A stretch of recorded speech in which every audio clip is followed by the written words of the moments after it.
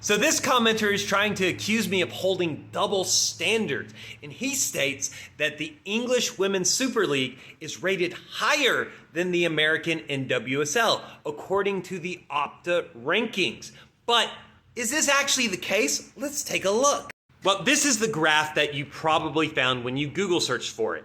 And I have to say, excellent work here. You saw the WSL here on the far left and the NWSL slightly to the right to it and go, aha! Opta rates the WSL higher than the NWSL. So the WSL is the best women's soccer league in the world. But there's one problem. You forgot to read. If you actually look at what the numbers say here, it shows that the league average of the NWSL is the highest of all 5 leagues. And the league average is how we assess how good a league is. That's how we know that on the men's side, for example, the Dutch Eredivisie is not one of the very best leagues in the world, because we know that while Feyenoord, Ajax, and PSV are normally very good, the rest of the league is kind of not so great. And that's kind of what we see with most of the European women's teams. We see in the WSL, we have Chelsea, Arsenal, and Manchester City that are good. In the Spanish league, we see Barcelona is literally the only good team. In Germany, we have Bayern Munich and Wolfsburg. And in France, we have Lyon and Paris Saint-Germain, which are good. However, the thing is, the very worst NWSL team is better than the majority of teams in all 4 of the European leagues. Like literally half the WSL is worse than the worst NWSL team. And to make that even worse, there are more NWSL teams than there are for any of these individual European leagues, because there are 14 NWSL teams. The difference here is the NWSL has parity because they have a salary cap. So the talent in the NWSL is spread out throughout the league, not concentrated in 2 to 3 teams like it is in European leagues. If we concentrated all our talent in 2 to 3 teams, we'd need a new graph, because our 2 to 3 best teams would be way ahead of the top teams of those leagues. But is there room for nuance here? Can we be critical of the Opta rankings and the ELO system that they use?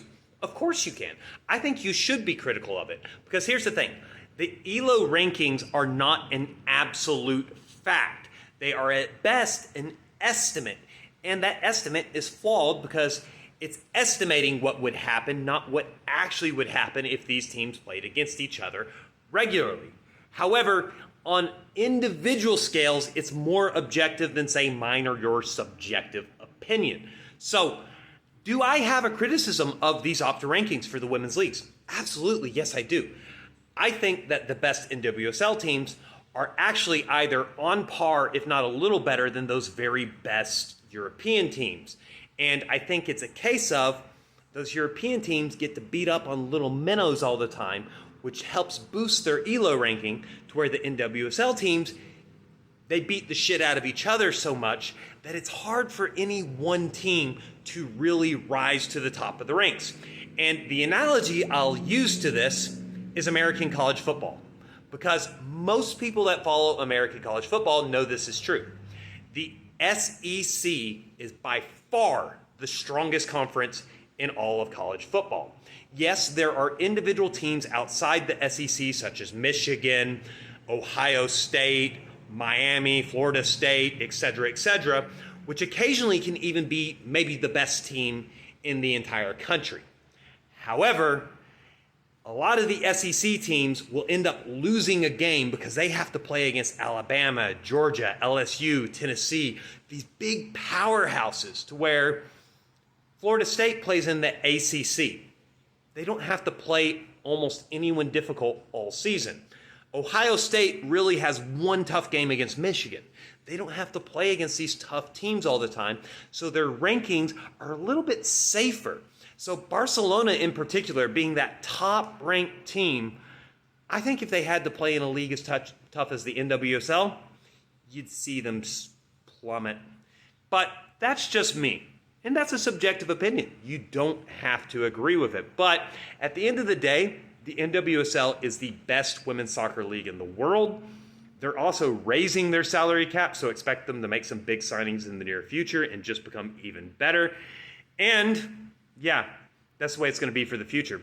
In the future, it won't just be the NWSL being the best in the world. MLS will be too.